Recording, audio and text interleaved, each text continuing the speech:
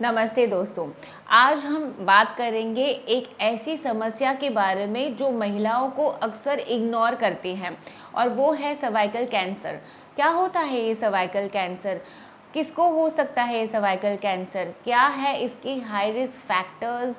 इसको हम कैसे डायग्नोस करेंगे? ये सारी चीज़ें आज मैं इस वीडियो में आपको बताना चाहती हूँ। तो सबसे पहला टॉपिक है कि क्या होता है ये सर्वाइकल कैंसर।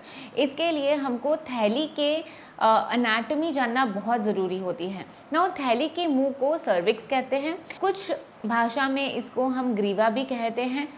जब थैली के मुंह के सेल्स अबनॉर्मली कोई इन्फेक्शन की वजह से ग्रो होने लग जाते हैं तो कैंसर डेवलप हो जाता है वहाँ पे। तो इसे हम सर्वाइकल कैंसर या ग्रीवा का कैंसर बोलते हैं या थैली के मुंह का कैंसर भी बोल सकते हैं। नाउ आते हैं कि ये सर्वाइकल कैंसर कितना गंभीर है।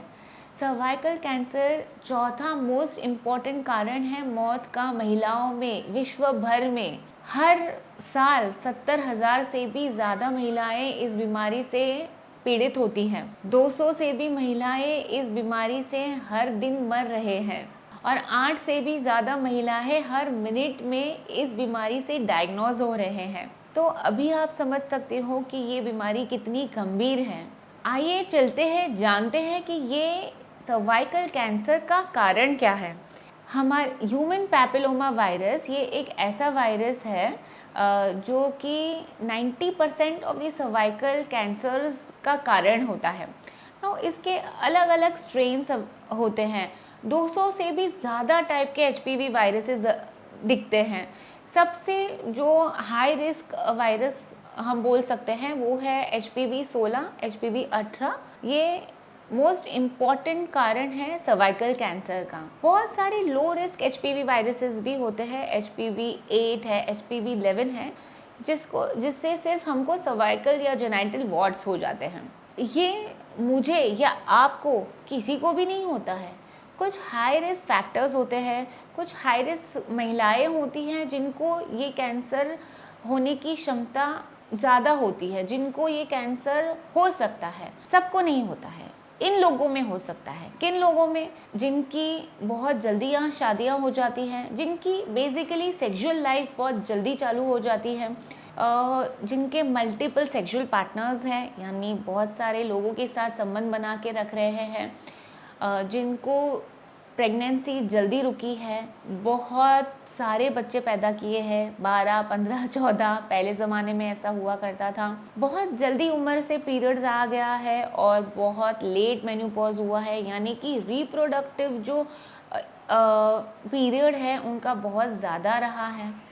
या कोई महिलाएं बहुत ज़्यादा स्मोकिंग कर रही हैं, कोई बीमारी की वजह से अगर बॉडी की इम्यूनिटी किसी वजह से कम हो गई है, जैसे कि HIV या कोई और कैंसर की वजह से बॉडी इम्यूनिटी कम हो जाती है, तो ये वायरस जल्दी से पकड़ लेता है। इन महिलाओं में अगर ये रिस्क फैक्टर्स रहते हैं तो सर्वाइकल कैंसर के चांसेस ज़्यादा होते हैं। अब कैसे पता चलेगा कि आपको सर्वाइकल कैंसर है या नहीं, या कैसे पता चलेगा, हमको क्या महसूस होगा, कुछ ऐसे लक्षण क्या होंगे सर्वाइकल कैंसर के? आइए जानते हैं। पहले तो है कि अगर आपको रिलेशन रखते समय स्पॉटिंग या थोड़ा सा भी ब्लीडिंग हो रहा है तो ये बिल्कुल नॉर्मल नहीं है। इसे हम इंटरकॉइटल ब्लीडिंग कहते हैं। अगर आपको इंटरकॉइटल ब्लीडिंग हो रहा है तो आपको तुरंत अपने डॉक्टर के पास जाके इसका जांच करवाना है। दूसरा है कि अगर आपको 2 पीरियड्स के बीच में ही आपको ब्लीडिंग स्टार्ट हो जाती है, इसको हम इंटरमेंस्ट्रुअल ब्लीडिंग कहते हैं। यानी अगर आपको अभी पीरियड आया है तो आपको अभी पीरियड अगले महीने में ही आना चाहिए, पर बीच में ही थोड़ा सा दाग लग के या पीरियड्स के बीच में ही ब्लीडिंग स्टार्ट हो जाता है तो ये गलत हो रहा है, इसको आपको जांच कराना चाहिए। तीसरा है कि अगर आपको कोई गंदा पानी या गंदी स्मेल वाला पानी या ब्लडिंग डिस्चार्ज वजाइना से जा रहा है, नीचे के रास्ते से गंदा पानी जा रहा है, तो ये खतरे की बात है। ये एक सर्वाइकल कैंसर का लक्षण हो सकता है। चौथा, अगर आपको मेन्यूपॉज हो गया है और फिर भी आपको ब्लीडिंग दिखाई दे रहा है या स्पॉटिंग दिखाई दे रहा है तो ये एक लक्षण है, ये बता रहे हैं, ये संकेत है कि गर्भाशय में कोई परेशानी है। और पांचवा है कि कॉन्स्टेंटली आपको थोड़ा थोड़ा दर्द नीचे के हिस्से में बना रहता है, हमेशा डल सा पेन रहता है, तो इसको आपको इग्नोर नहीं करना चाहिए। और छठवा है कि अगर आपके पीरियड्स लंबे समय तक जा रहे हैं और हैवी ब्लीडिंग हो रहा है तो आपको इसको नज़रअंदाज नहीं करना है। आपको अगर ऊपर दिए गए कारणों में से कोई भी कारण है तो आपको आपके डॉक्टर गायनेकोलॉजिस्ट के पास तुरंत जाके जांच करवाना है। अभी आपको ऐसा क्या करना चाहिए जिससे आपको कैंसर है या नहीं है, और कैसे आप अपने आप को बचा सकते हो इस बीमारी से, ये सारी चीज़ें मैंने अगले वीडियो में आपको बताई है। तो आप मेरे वीडियोस से ये सीरीज़ जो है सर्वाइकल कैंसर का, इससे जुड़े रहे, क्योंकि आप इससे कैसे बच सकते हो, तो हम कैसे डायग्नोज कर सकते हैं, ये सारा मैंने आगे आने वाले वीडियोस में बताया हुआ है।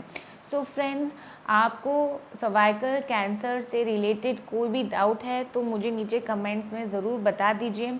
और अगर मेरा वीडियो आपको पसंद आया है तो मेरा वीडियो आपके फ्रेंड्स जो ज़रूरतमंद हैं सारे लेडीज़ के साथ बिल्कुल शेयर कीजिए, और ये बीमारी को हम फैलने से बचा सके, ये ऐसा संकल्प कर ले लें।